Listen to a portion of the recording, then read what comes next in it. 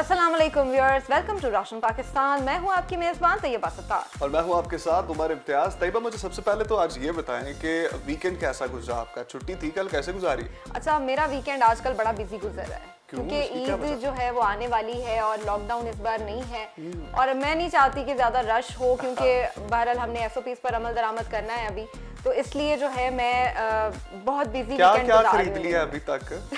बस अभी स्टार्ट की है, ये एक सस्पेंस है, मैंने अभी नहीं बताना। आप बताएं कि आपका वीकेंड कैसा गुजरा? मैंने तो भरपूर तरीके से ना छुट्टी और वीकेंड को एंजॉय करने की कोशिश की है। मैं वॉल्ट सिटी गया हूँ, अंदरून शहर लाहौर के अंदर। वहाँ जाके मजे के मैंने नाश्ते किए हैं, क्या खालिस वहाँ पे दही मक्खन दूध के साथ लस्सी पाए भी खाए हैं। पाए खाए मैंने, बॉन भी मैंने ट्राई की और उसके बाद जो है वो मैंने निहारी भी ट्राई की। चने बड़े लजीज किस्म के मिलते हैं और दूसरा ये कि गोश्त का इस्तेमाल काफी मुझे लगता है आप बहुत ज्यादा गोश्त के शौकीन हैं। मैं हूँ थोड़ा बहुत, लेकिन जब अच्छा मिलता तो मैं बहुत अच्छे तरीके से खाता हूं। और जैसे मटन के रेट्स भी बहुत ज्यादा हो गए हैं। बहुत ज्यादा हो गए जी, क्या बताएं आपको, 1400-1500 रुपए का किलो मिलता है। बिल्कुल ऐसे ही है। अच्छा, आपके लिए एक बड़ी अच्छी गुड न्यूज है। हाँ बिल्कुल, गुड न्यूज है आपके लिए कि वो गुड न्यूज ये है कि अगर आप फ्री जो है वो गोश्त लेना चाहते हैं तो उसके लिए आपको एक काम करना पड़ेगा। पहले ये बताएं कि फ्री गोश्त मिलेगा लाजमी? बिल्कुल मिलेगा, बिल्कुल मिलेगा। तो नहीं कर रही मुझे? नहीं, बिल्कुल नहीं, ऐसा कुछ भी नहीं है, लेकिन उसके लिए आपको वैक्सीनेशन करवानी पड़ेगी। वैक्सीनेशन, गोश्त के लिए वैक्सीनेशन करानी पड़ेगी? बिल्कुल, अगर आप वैक्सीनेशन करवाएंगे तो आपको मैं तो तैयार हूँ। मुझे सबसे पहले ये बताएं कि मैं दूसरी बार भी लगवा लूंगा। वैसे मैंने लगवा ली है, लेकिन मैं दूसरी बार भी लगवाने को तैयार हूँ इसके लिए। लेकिन इसके लिए आपको अमेरिका जाना पड़ेगा क्योंकि एक अमेरिकी कंपनी है, शायद आपने सुना हो ये बात, अभी सुबह ही जिक्र हो रहा था मेरा, मेरी फ्रेंड थी उनके साथ, कि एक अमेरिकी कंपनी है जो जिनके पास होती हैं गोश्त की प्रोडक्ट्स होती हैं और उन्होंने ये ऑफर दी है वहाँ के जितने भी उनके शहरी हैं कि जी जो वैक्सीन लगवाएगा उसको हम फ्री गोश्त देंगे। तो ये तो बहुत अच्छी बात है अमेरिकी शहरियों के लिए कि वो वैक्सीन लगवाए और गोश्त फ्री में हासिल करें। वैक्सीन के बारे में काफी बातें गर्दिश कर रही हैं आजकल। आपने सुना है कि एस्ट्राजेनेका और उसके अलावा जो है कोविशील्ड वैक्सीन के बारे में ये कहा गया है कि यूरोपीय यूनियन की जानिब से कि जिन्होंने ये लगाई है वो यूरोप में दाखिल हो सकते हैं। बिल्कुल ऐसे ही है। एस्ट्राजेनेका के वैसे भी बहुत सारे साइड इफेक्ट्स आ रहे हैं, लोगों को बड़े शदीद आफ्टर इफेक्ट्स आए हैं, कई लोगों में जो है कई कोलैप्स हो जाते हैं, कईयों के अंदर ब्लड क्लॉटिंग के केसेस आए हैं, तो ये बड़ा एक खतरनाक सिचुएशन बन गई है। अच्छा, मुझे समझ नहीं आती कि आलमी इदारा सेहत ने अगर वो वैक्सीनेशन रिकमेंड की है आगे तो क्यों उनको प्रॉपर किन बुनियाद पर किया, उसके पहले क्यों नहीं आजमाइशी तौर पर? सवालात हैं कि किन बुनियादों पर जो है क्या इंसानी जान इतनी सस्ती है कि वो लोग इस तरह से कर रहे हैं और उनका कोई चिकन बैलेंस नहीं है? अच्छा, हमें पहले ये भी बताया गया था कि जो एस्ट्राजेनेका है ये 15,000 अगर लोगों को लगी है तो उसमें से एक बंदे का क्लोटिंग होती है, तो ये कोई इतनी बड़ी जो है वो रेशियो नहीं है। लेकिन अब जबकि यूरोपीय यूनियन ने ये फैसला कर लिया है कि जी जिन लोगों ने ये लगाई होगी उनको जो है वो यूरोप के ममालिक में दाखिल होने की इजाजत नहीं होगी। दूसरा, एस्ट्राजेनेका के बारे में ये भी है कि बरतानिया ने भारत से 5 मिलियन वैक्सीन को इंपोर्ट किया था और भारतीय वेरिएंट जो कोरोना का है वो इस वक्त पूरी दुनिया में फैलता जा रहा है और वो बहुत खतरनाक है, बहुत खतरनाक है, बहुत खतरनाक डिजीज है।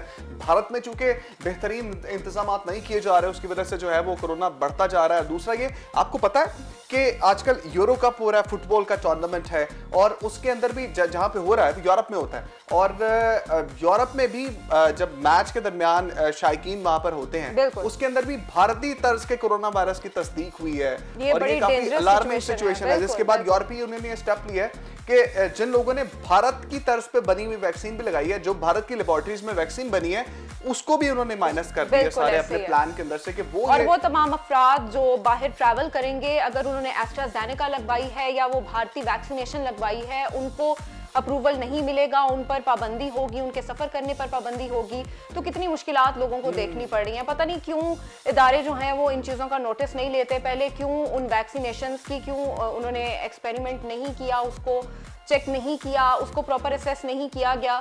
अच्छा, डॉक्टर ज़िया अशरफ चौधरी साहब हमारे साथ मौजूद हैं, इस वक्त बायोसेफ्टी एक्सपर्ट हैं, उनसे जानते हैं जो आपके सवालात हैं कि क्यों इस तरह से जो है वो मैनेज नहीं हो पा रहा यूरोपीय यूनियन से भी, WHO से भी, कि पहले तो अप्रूव करते हैं वैक्सीनेशन और उसके बाद जो है वो कहते हैं कि इसको नहीं लगवाना। डॉक्टर साहब, मेरी बात आपने सुनी है, आपको सबसे पहले तो वेलकम करेंगे। जी, thank you very much. Doctor साहब मुझे ये बताइएगा कि एस्ट्राजेनेका और कोविशील्ड का क्या मामला है जी? पहले भी जब ये बातें गर्दिश कर रही थी कि एस्ट्राजेनेका लगाने से ब्लड में क्लोटिंग हो जाती है, फिर उसको जो है वो सब कवर करने आ गए, WHO ने भी कवर किया कि 15,000 में से एक बंदे को क्लोटिंग होती है, कोई ऐसा खास मसला नहीं है, आप लगवाएं। और जो है वो सऊदी अरब ने भी बोला कि जो एस्ट्राजेनेका लगवाएगा उसको हम डायरेक्ट एंट्री देंगे अपने मुल्क के अंदर। तो अब ऐसा क्या हो गया जी कि सारी जो है वो यूरोपियन ममालिक ने जो है वो उसको बैन कर दिया और कोविशील्ड और एस्ट्राजेनेका लगाने वाले को यूरोप में रसाई नहीं देंगे वो सर? ऐसा क्या हो गया है? जी बिल्कुल आपकी बात ठीक है उमर साहब।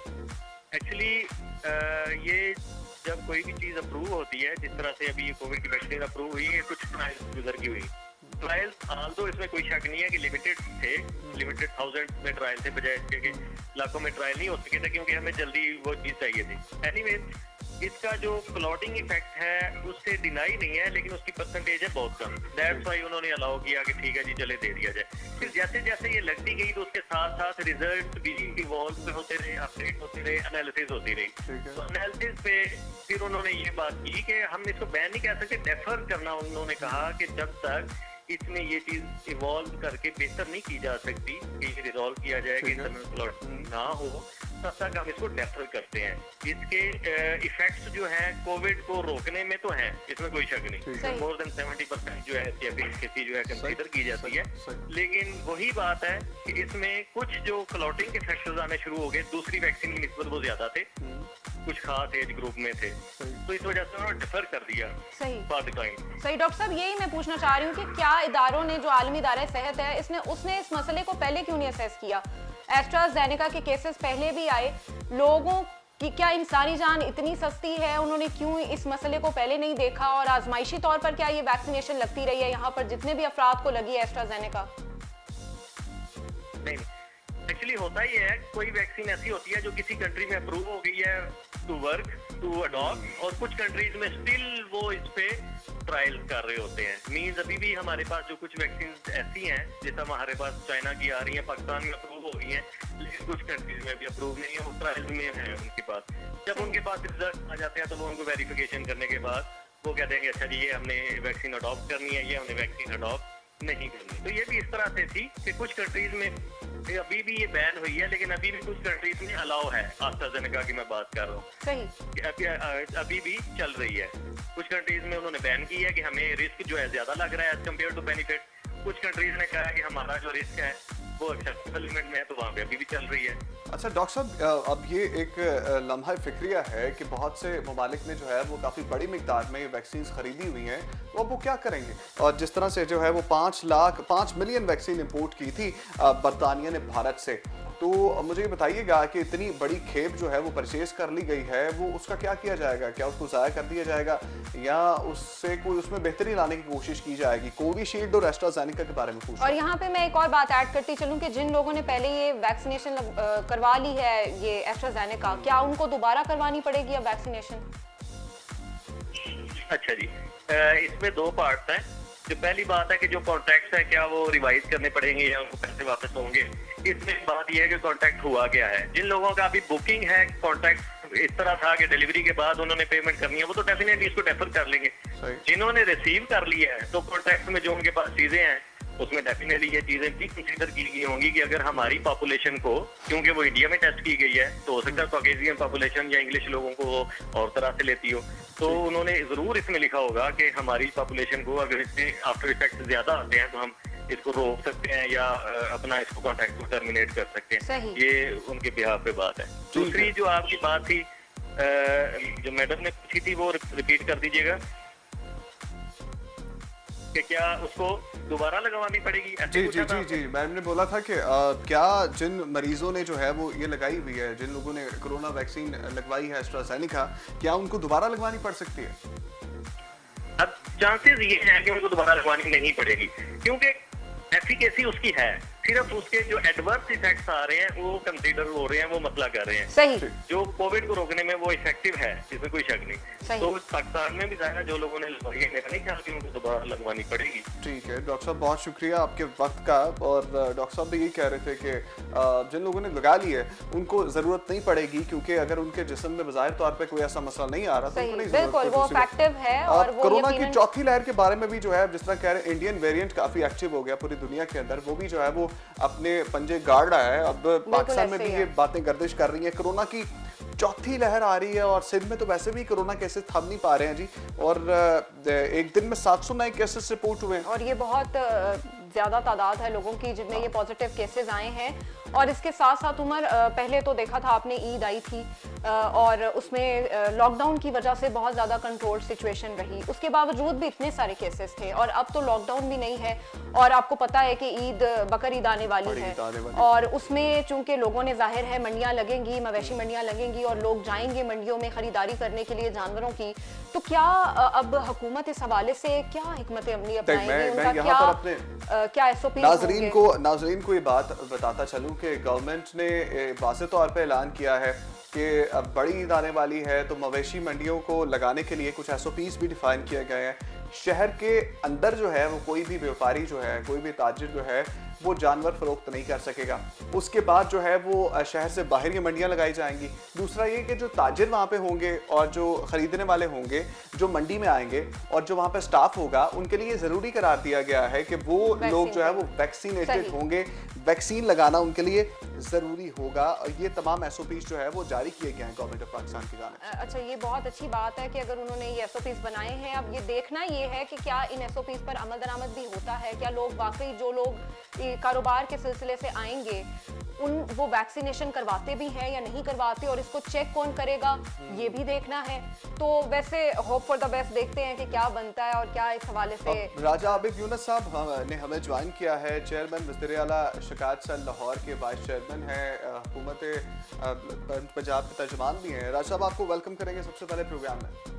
जी थैंक यू उमर भाई। राजा साहब, मुझे ये बताइएगा कि ईद आ रही है, बड़ी ईद आ रही है, कोरोना की चौथी लहर के बारे में भी कहा जा रहा है कि काफ़ी एक्टिव तरीके से ये अटैक करेगी। मुझे ये बताइएगा कि मवेशी मंडियाँ लगने जा रही हैं, क्या इक़दाम किए गए हैं?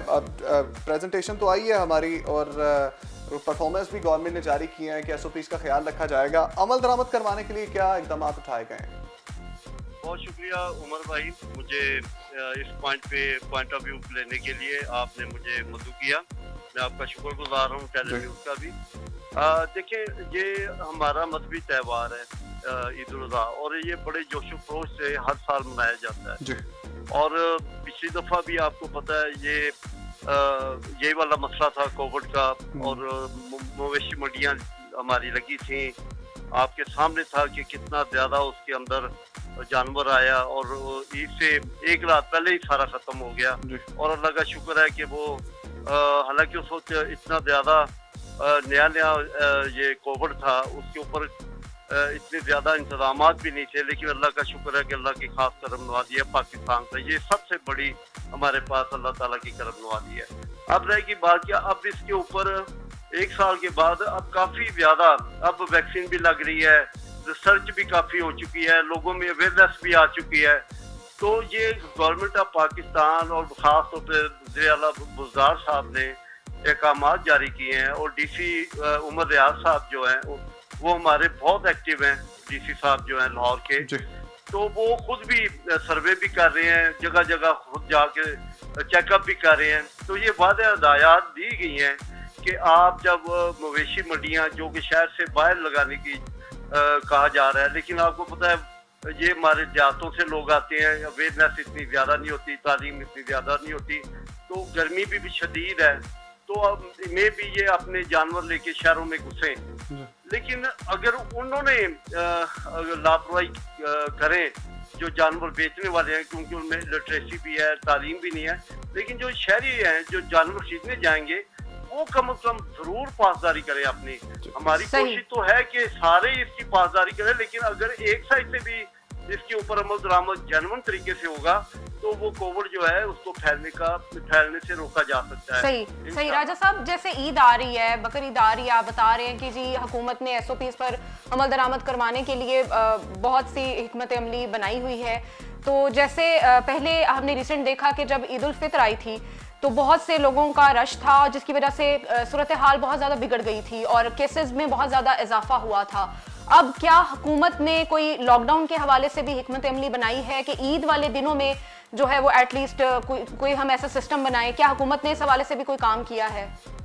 देखिए, हुकूमत ने तो अभी आपके सामने डेली न्यूज चल रही है कि ये कोविड जो है ये 2% के नीचे या थोड़ा सा ऊपर ये चल रहा है। और अब तो हमारे कारोबार भी खुल गया है, कारोबार भी रात के 10 बजे तक चला गया है, मार्केटें भी खुल गई हैं, प्लाजे भी खुल गए हैं, शादियों को भी इजाजत दे दी है।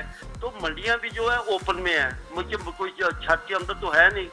अब सिर्फ ये है कि उसके अंदर चूंकि गर्मी शदीद है, मुझे इसके अंदर एसओपी ये ख्याल के मास्क जो सबसे लाजमी इस चीज का जुज है वो हर बंदे ने पहना हो। तो जब ओपन एयर में जब आप 500 बंदों की गैदरिंग कर सकते हैं, शादी हाल में भी 3 घंटे गुजार सकते हैं, तो मंडियां भी इसी तरह ही हैं। तो सिर्फ इसमें हमें एहतियात ये करनी है कि अगर एक वन साइडेड अगर एक तरफ अगर मास्क नहीं लगा हुआ तो जो शहरी खरीदारी करने जा रहे हैं ये सारे अवेयरनेस हैं, ये शहरों में रह रहे हैं, इनको ज्यादा वो बानिस्बत उनके व्यापारियों के इनका आईक्यू बेहतर है, तो ये अपने उसके इंतजामात में अपना रोल अदा करें। ठीक है राज साहब, बहुत शुक्रिया। राज साहब बता रहे थे मैं कि किस तरह से जो है वो जो गवर्नमेंट ने तमाम इक़दाम किए हैं और बेहतरीन इक़दाम मेरे ख्याल में जो गाइडलाइंस भी गवर्नमेंट ने बताई हैं कि एसओपीज़ पर अमल दरामद होगा और तमाम चीज़ें जो है वो उसके मुताबिक की जाएंगी। अब अवाम किस तरीके से उन एसओपीज़ को फॉलो करती है और कितना सीरियस लेती है सिचुएशन को, देखना ये है। और हम सबको चाहिए, जाहिर है ये सिर्फ हुकूमत की जिम्मेदारी नहीं है उमर, हम सबकी भी जिम्मेदारी है, हर इंडिविजुअल पे जो है वो इसकी जिम्मेदारी है कि जी वो एसओपीज़ पर अमल करें और ख़ुद को इस बीमारी से बचाएं, अपने घर वालों को भी बचाएं, अपनी फैमिली को बचाएं।